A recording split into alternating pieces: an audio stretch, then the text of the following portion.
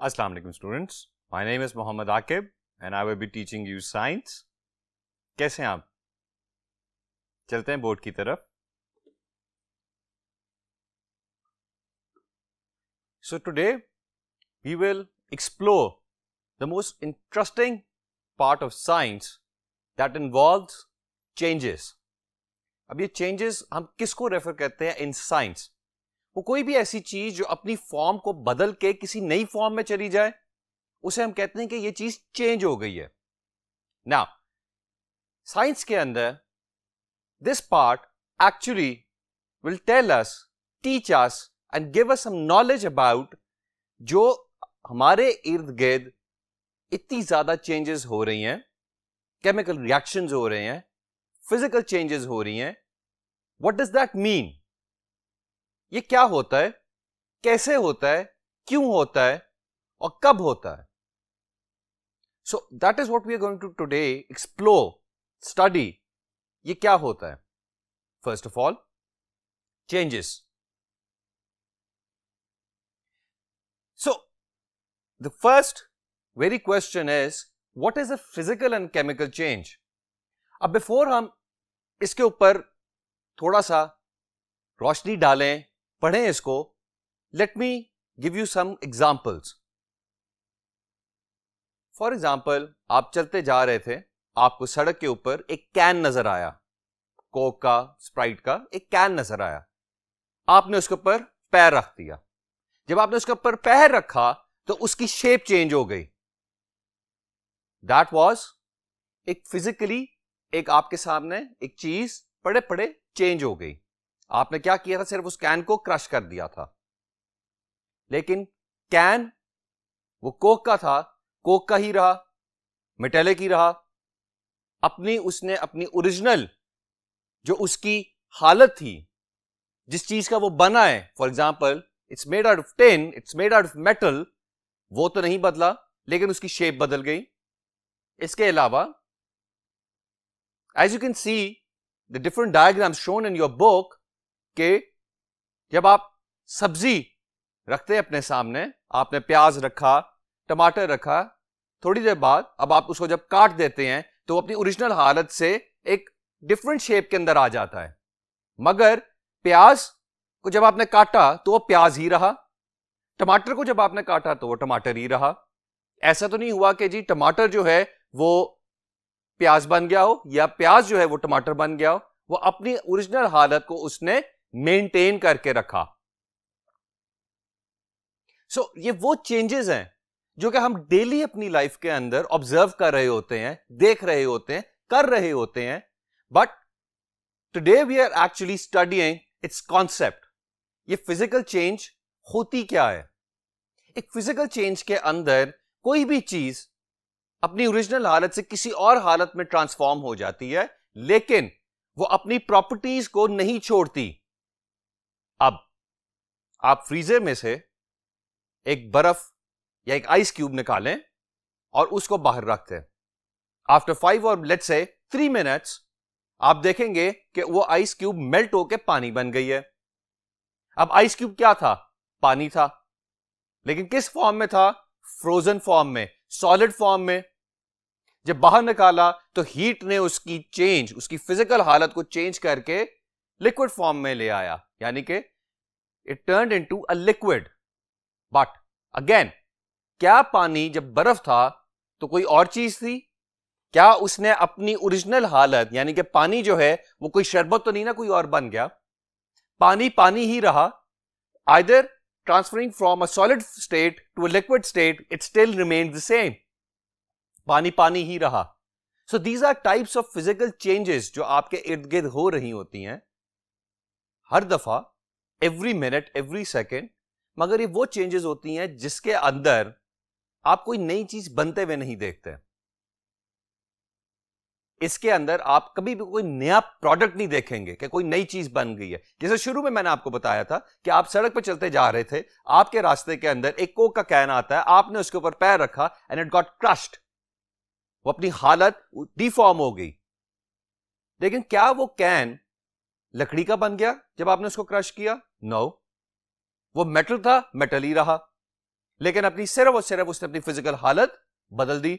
इसी तरह ice cube melt हुआ, पानी बन गया। अब वो पानी है, वो पानी ही रहा लिक्विड स्टेट में भी, किसी और लिक्विड में ट्रांसफॉर्म नहीं हुआ। These are all known as physical changes. अब आप नोट करें आपके इर्द गिर्द, जब आप किचन में जाते हैं, कुछ भी करते हैं, एनी एक्टिविटीज, उसमें कौन कौन सी ऐसी एक्टिविटीज हैं जो आप ऑब्जर्व कर रहे हैं जिसके अंदर फिजिकल चेंजेस हो रही हैं। Now moving on to chemical changes. Now chemical changes are very different to physical changes. अब केमिकल चेंज के अंदर क्या होता है, उसके अंदर भी इसी तरह से there is a change taking place, लेकिन इसके अंदर केमिकल चेंज के अंदर हमेशा कोई एक नया प्रोडक्ट बनता है, कोई नई चीज ही बनेगी उसके अंदर। फॉर एग्जाम्पल लैब के अंदर अब एक कंट्रोल्ड एक्सपेरिमेंट, अगेन आप बहुत सारी ऐसी एक्सपेरिमेंट्स करते हैं जिसके अंदर आप 2 या 3 या 4 नए केमिकल्स लेके उसको मिक्स करते हैं, उसको हीट करते हैं, डिफरेंट प्रोसेसेस से उसको गुजारते हैं, तो आगे आपके पास एंड में क्या प्रोडक्ट निकलता है, एक टोटली नया केमिकल फॉर्म हो जाता है या कोई नया मॉलिक्यूल फॉर्म हो जाएगा। मगर इसके अंदर अब आप फिजिकल चेंज में, जैसे मैंने आपको बताया था कि आइस क्यूब पानी था, सॉलिड फॉर्म में मेल्ट होके भी पानी रहा, लेकिन इन केमिकल चेंज 2 नए एटम्स कंबाइन होके एक नई आपको मॉलिक्यूल बना दिया उसने अपनी हालत बदल दी। अपना जो उसकी हालत थी, जो ओरिजिनली था वो रिएक्शन से पहले, वो बदल के एक नई चीज बना दी। So that is a chemical change. अब हम इसके अंदर जरा डिफरेंसेस के ऊपर गौर डालते हैं, डिफरेंसेस को हम जरा समझने की कोशिश करते हैं कि what's the difference between a physical change and a chemical change. Number 1, physical change, no new substances are formed.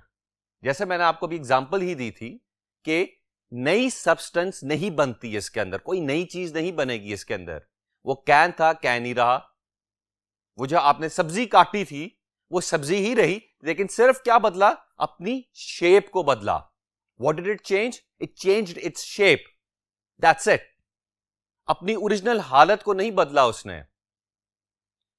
Chemical reaction में क्या होता है, या केमिकल चेंज के अंदर क्या होता है, 1 or more new substances are form. एक या एक से ज्यादा नई चीजें बनेंगी। जैसे मैंने आपको बताया कि जब आप लैब में एक्सपेरिमेंट्स कर रहे होते हैं, उसके अंदर 2 नए केमिकल्स आपस में मिक्स करके, हीट करके आपको क्या प्रोडक्ट मिल रहा होता है उसका, a new substance, a totally new substance. For example अब एक केमिकल चेंज ही देखते हैं जो कि आप अपने किचन में अक्सर नाश्ते के टाइम पे ऑब्जर्व कर सकते हैं। आपने ब्रेड को टोस्टर के अंदर डाला और उसको हीट करना शुरू कर दिया। अब अक्सर ऐसे होता है कि हम भूल जाते हैं, हमने तो ब्रेड डाली थी टोस्टर के अंदर, जल ना गई हो, लेकिन जब आप उसको बाहर निकालते हैं तो वो जली हुई होती है, ब्लैक होती है bread. The bread has actually changed its color from off-white or white or brown to black. अब ये क्या चेंज है? ये एक नई चीज सामने आ गई है। क्यों? क्योंकि वो ब्रेड जल गई है। The fire, the heat has actually changed its original form to a totally new form. ये मैं आपको एग्जांपल इसलिए दे रहा हूं कि for example in the next जो डिफरेंसेस हैं उसी के अंदर एक चीज ये भी होती है कि फिजिकल चेंज जो है उसको आप रिवर्स कर सकते हैं, आप वापस उसको रिवर्स कर सकते हैं। कैसे? जैसे वो पानी था जो मेल्ट हो गया था, जो आपने फ्रीजर से निकाली थी आइस क्यूब, उसी को आप दोबारा कंटेनर में डालें और उसको फ्रीजर में रख दें, क्या बन जाएगा दोबारा? वो आइस क्यूब बन जाएगी। So a physical change can be reversed but a chemical change can not be reversed. अब इसी तरह से वो जो ब्रेड थी जो सड़ गई थी, जल गई थी, उसको क्या आप रिवर्स कर सकते हैं? क्या आप उसको ओरिजिनल उसकी हालत में लेके आ सकते हैं? No. Now to the next change. Differences, energy is not always given और taken in, whereas in a chemical change हमेशा आपको एनर्जी चाहिए होगी, and either to start the process या वो एनर्जी रिलीज कर रहा होगा. सो फिजिकल चेंज के अंदर आपको जरूरी नहीं है कि एनर्जी देनी होगी या आपको वो एनर्जी वापस देगा. इसके अंदर नॉर्मली मैं एग्जांपल दे देता हूं हीट की, क्योंकि केमिकल रिएक्शंस ऐसी होती हैं जिसके अंदर नॉर्मली हीट इज रिक्वायर्ड, मगर फिजिकल चेंज के अंदर कभी हीट रिक्वायर्ड नहीं होती है. आइस क्यूब को हीट जो थी वो नेचुरली मिल गई, लेकिन केमिकल चेंज के अंदर आपको बकायदा बंसन बर्नर लगाना होता है, आग लगानी होती है. जो कैन आपने क्रश किया उसके अंदर आपकी क्या एनर्जी लगी? सिर्फ और सिर्फ आपका पांव जो उसके ऊपर आया. सो जरूरी नहीं होता कि हर दफा फिजिकल चेंज के अंदर आपको एनर्जी देनी होगी या आप एक्सपेक्ट करें कि वो वापस एनर्जी निकाल रहा होगा या दे रहा होगा. दैट्स अ वेरी की and important difference between a physical change and a chemical change. Now, in the last, जैसे मैंने आपको बताया था कि एक फिजिकल चेंज जो है वो रिवर्स हो सकती है, लेकिन केमिकल चेंज को रिवर्स करना बहुत मुश्किल है. It's not impossible. Again I will use the word मुश्किल है. किया जा सकता है मगर हर दफा नहीं. सो क्या 3 डिफरेंसेस है जो हमने फिजिकल चेंज और केमिकल चेंज के दरमियान हमने आज पढ़े? स्टार्टिंग अगेन फ्रॉम नंबर 1 कि फिजिकल चेंज के अंदर कोई नई चीज नहीं बनती, मगर केमिकल चेंज के अंदर हमेशा कोई नई चीज बनेगी, एक से ज्यादा बनेगी या एक ही बने सिर्फ.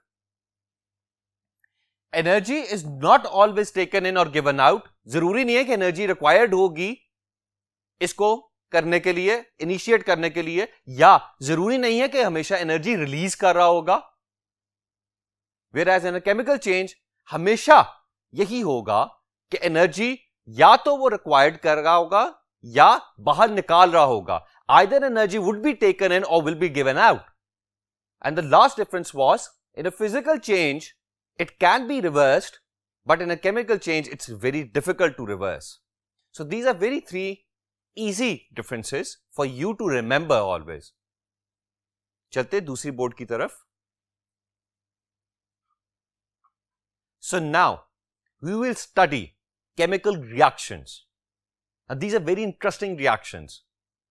अक्सर आपने देखा होगा कि जब आप लैब में एंटर होते हैं, लेबोरेटरी के अंदर, तो there are a lot of chemical reactions taking place. And now इन केमिकल रिएक्शंस को लिखने का तरीका होता है. There is a way to write down chemical reactions. चूंकि जब आप कोई केमिकल रिएक्शन कर रहे होते हैं, you are taking down notes, you are making notes out of it. आप कुछ लिख रहे होते हैं उसके हवाले से, you are keeping a record of it कि आपने कौन सा केमिकल लिया, किस केमिकल के साथ उसको रिएक्ट करवाया और उसका क्या प्रोडक्ट निकला. So you are always making down notes with it. Acha, coming back again to the chemical reaction and the ways in writing down a chemical reaction. The most simplest way, as you can see on the board, is writing down a word equation. Chemical reaction को represent करने के लिए, लिखने के लिए या record बनाने के लिए आप एक सिंपल तरीन क्या तरीकाकार इस्तेमाल कर सकते हैं? That is writing down in the form of word. और ये लिखी जाती है एक इक्वेशन की फॉर्म में. अब इक्वेशन की फॉर्म क्या है? जैसे ये आपके सामने मैंने iron plus sulphur giving you iron sulphide लिखा हुआ है. Now this is a simple word equation जो कि आपको बता सकती है कि आपने कौन सा केमिकल एलिमेंट मेटल लिया था या कौन सी ऐसी सब्सटेंस 2 ली थी जिसको आपने रिएक्ट करवाया और उसका प्रोडक्ट क्या निकला. Another way of writing down a chemical equation is in a form of diagram just to show atoms or molecules. अब इस डायग्राम के अंदर आप देख रहे हैं कि मैंने एक एटम बनाया है आयरन का, सल्फर का, दोनों को दिखाया कि they both are reacting forming iron sulfide. So these are 2 very simple ways in writing down an equation so that you know कि what did we do or what did we perform, what kind of a product did we reach out to. अब इसी equation के अंदर there are other 2 terminologies that you really need to know. इसी diagram के अंदर जैसे लिखा हुआ है reactants.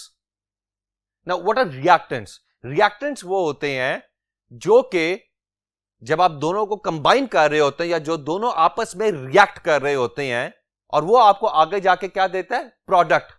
Now what are reactants? Again involved in the beginning of reaction. याद रखें, अब ये टर्म अपने ज़हन में अब आपने इस चीज को बिठाना है. रिएक्शन. रिएक्शन से क्या निकलता है? रिएक्टेंट. रिएक्टेंट क्या चीज है? वो 2, 3 या 4 और more than that even substances जो आपस में रिएक्ट करती हैं. So this is the start of a chemical reaction. आगे फिर क्या देता है? वो आपको प्रोडक्ट देता है. नाउ प्रोडक्ट क्या है? प्रोडक्ट इज दैट सब्सटेंस जो फॉर्म होता है रिएक्टेंट्स के आपस में रिएक्ट होने से. प्रोडक्ट निकल आया आपके पास. रिएक्टेंट आपस में रिएक्ट हुआ, आपके पास आगे क्या आ गया? प्रोडक्ट आ गया. सो अब आपने इन दोनों टर्म्स को बहुत अच्छे तरीके से समझना भी है और याद भी रखना है, because in future when we will study chemical reactions, when we will study the types of chemical reactions, we are gonna use these two terms. दोबारा रिपीट कर रहा हूं, रिएक्टेंट्स एंड प्रोडक्ट्स. रिएक्टेंट्स क्या थे? वो 2 सब्सटेंसेस और more than 2 substances जो आपस में रिएक्ट हुए और आगे आपको क्या दिया उसने? प्रोडक्ट दिया. नाउ अगेन आयरन का एटम सल्फर के साथ रिएक्ट करता है, आपको क्या देता है? आयरन सल्फाइड देता है. अब ये 2 जो हैं सब्सटेंसेस, आयरन और सल्फर जो है, अब इस वक्त आपको जो नजर आ रहा है, what you can C on the board, इसके लिए रिक्वायर्ड है हीट. दोनों एटम्स आपस में रिएक्ट हुए और एक नया मॉलिक्यूल बना दिया. Again note what I am telling you, इसको जरा गौर से सुने, ये बड़े मजे की बात है. आयरन और सल्फर दोनों रिएक्ट हुए और एक नया मॉलिक्यूल बना दिया. द वर्ड न्यू, नया, इधर बहुत जरूरी है. जैसा कि हमने पहले भी पढ़ा था ना केमिकल चेंजेस के अंदर, कि केमिकल चेंज हमेशा 1 या 2 या मोर देन 2 आपको सब्सटेंसेस फॉर्म होती हैं उसके अंदर. जब भी ये प्रोसेस या चेंज होता है, कोई ना कोई एक या एक से ज्यादा नई सब्सटेंसेस फॉर्म होती हैं इसके अंदर. सो जस्ट लाइक दैट, ये पहले आयरन था, सल्फर था, उसके बाद इसने अपनी बिल्कुल ही हालत बदल दी. एक नई चीज आपके सामने क्या आ गई? Iron sulphide.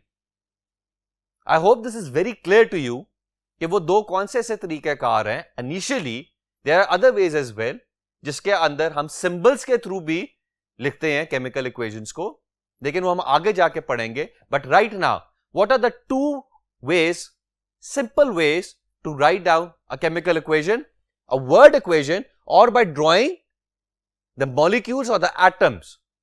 But remember one thing, जब भी आप chemical equation लिखें in a diagram form, जिसके अंदर आप atom बना रहे हैं या molecule बना रहे हैं, don't forget to label it, because without labeling it, that equation is not complete. Don't forget that. चलते हैं अगले बोर्ड की तरफ.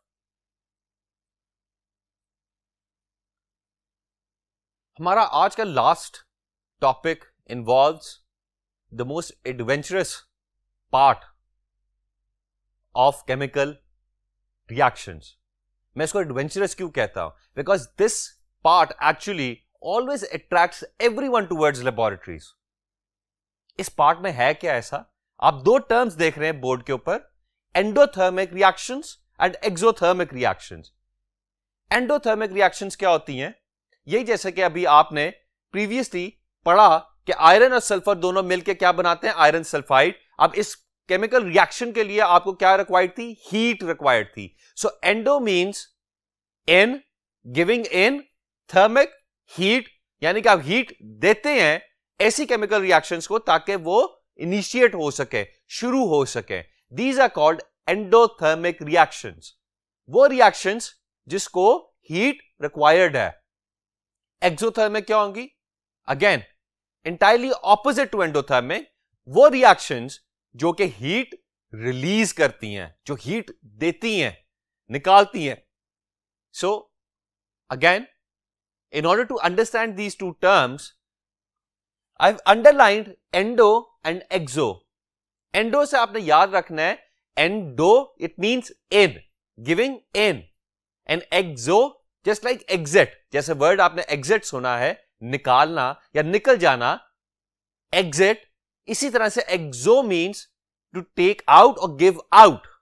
सो endothermic are those reactions that require heat and exothermic are those reactions that give out heat. There are many reactions taking place.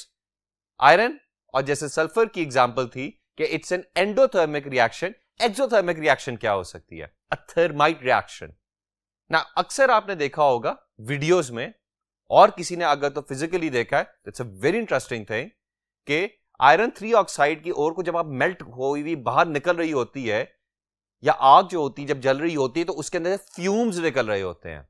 It's giving out heat. अब iron जो होता है वो आयरन 3, अब ऑक्सीजन के साथ मिलकर आयरन 3 ऑक्साइड जब बन रहा होता है तो it's giving out heat, intense heat. ये वो रिएक्शंस होती हैं जो कि हीट निकाल रही होती हैं.